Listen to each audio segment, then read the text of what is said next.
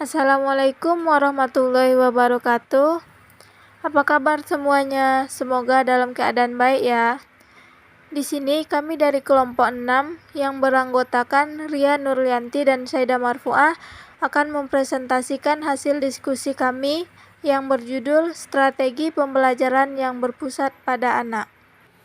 Baiklah, pertama kita akan membahas tentang rasional pembelajaran yang berpusat pada anak.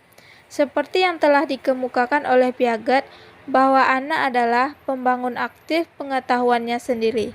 Anak membangun pemahaman mereka sendiri tentang dunianya. Anak memahami apa yang ada di sekeliling mereka dengan menggabungkan pengalaman-pengalaman baru dengan apa yang telah mereka pahami sebelumnya. Sering pula mereka menginterpretasikan sendiri apa yang mereka lihat. Para pakar pendidik seperti Rousseau, Pestalozzi, Froebel, mereka mengatakan bahwa anak pada hakikatnya memiliki potensi untuk aktif dan berkembang. Froebel menegaskan tentang pendidikan yang berpusat pada anak atau child-centered. Froebel sangat menegaskan bahwa dalam belajar harus dimulai dari kemampuan anak dan dari apa yang diminati anak dalam belajar. Sebenarnya, anak memiliki potensi. Jika orang dewasa mampu menyediakan lingkungan yang baik bagi anak, maka anak akan berkembang secara wajar. Selanjutnya, pendekatan yang melandasi pembelajaran yang berpusat pada anak. Terdapat dua pendekatan. Yang pertama, pendekatan perkembangan, dan yang kedua, pendekatan belajar aktif. Pada pendekatan perkembangan, didasarkan pada teori Jean Piaget, Erik Erikson, dan Vygotsky yang memandang anak sebagai organisme biologis. Piaget membagi tahapan anak melalui serangkaian tahapan, yaitu tahapan sensori motor, rentang usia 0-2 tahun, tahapan pra-operasional 2-6 tahun, tahapan operasional konkret 6-7 tahun sampai 10-11 tahun, dan tahapan operasional formal rentang usia 10-11 tahun. Yang kedua, pendekatan belajar aktif. Belajar aktif bagi anak merupakan proses yang kompleks, melibatkan aktivitas mental dan fisik. Belajar aktif dapat diartikan sebagai belajar di mana anak berbuat dengan objek-objek dan berinteraksi dengan orang, ide, serta peristiwa-peristiwa untuk membangun pemahaman baru.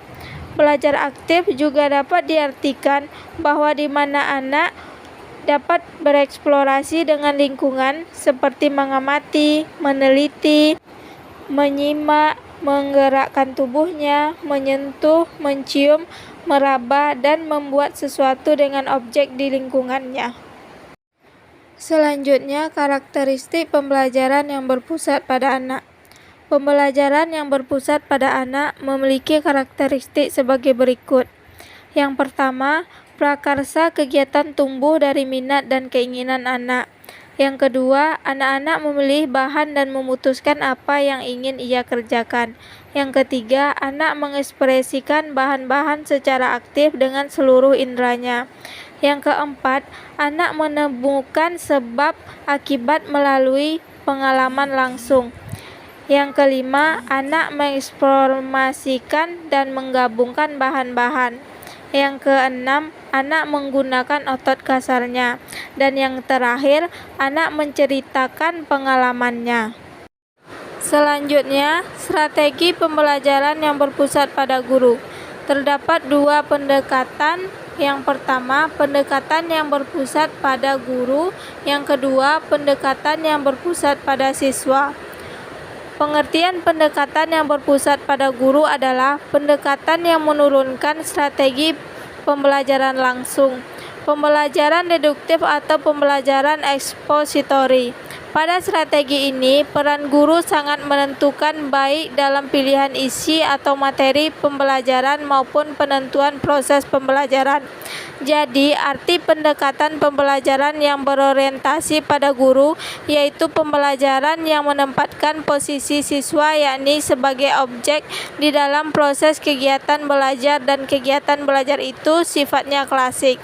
Pada pendekatan ini, guru menempatkan diri sebagai orang yang serba tahu dan sebagai satu-satunya sumber belajar. Pendekatan pembelajaran yang berpusat pada guru memiliki ciri bahwa manajemen dan pengelolaan pembelajaran ditemukan sepenuhnya oleh guru. Yang kedua, pendekatan yang berpusat pada siswa. Pengertian pendekatan pembelajaran yang berpusat pada siswa adalah pendekatan yang menurunkan strategi pembelajaran inquiry dan discovery serta pembelajaran induktif, atau maksudnya adalah pembelajaran yang berpusat pada siswa. Adapun di dalam strategi ini, peran guru lebih menempatkan diri pada posisi sebagai fasilitator dan atau pembimbing sehingga kegiatan belajar siswa menjadi lebih terarah. Jadi, arti pendekatan pembelajaran yang berorientasi pada siswa adalah pendekatan pembelajaran yang menempatkan siswa sebagai objek belajar dan kegiatan belajar bersifat modern. Selanjutnya, menjelaskan perbedaan strategi berpusat pada anak dan guru. Pada teacher-centered atau pada strategi yang berpusat pada guru, yang pertama, guru menjadi satu-satunya sumber belajar. Yang kedua, jalannya proses pembelajaran didominasi oleh guru. Yang ketiga, guru menjadi subjek dan peserta didik menjadi objeknya. Yang keempat, model pembelajaran yang digunakan adalah model pendidikan gaya bank, yaitu menanamkan pengetahuan kepada peserta didik sebanyak-banyaknya. Yang kelima, guru menghendaki agar peserta didiknya menguasai pembelajaran. Yang keenam, guru cenderung menyampaikan materi pembelajaran dengan strategi ceramah sehingga peserta didik cenderung pasif. Nah, sedangkan pada student-centered atau strategi yang berpusat pada anak, yang pertama, guru berperan sebagai fasilitator dalam kegiatan pembelajaran. Yang kedua, jalannya proses pembelajaran didominasi oleh peserta didik. Yang ketiga, guru dan peserta didik menjadi subjek dalam proses pembelajaran, sedangkan objeknya adalah masalah yang terkait dengan materi pembelajaran dan kompetensi yang hendak dicapai. Yang keempat, model pembelajaran yang digunakan adalah model pembelajaran kontekstual.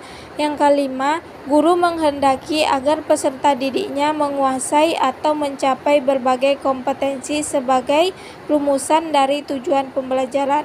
Dan yang terakhir, guru menyampaikan materi pembelajaran dengan berbagai strategi pembelajaran aktif.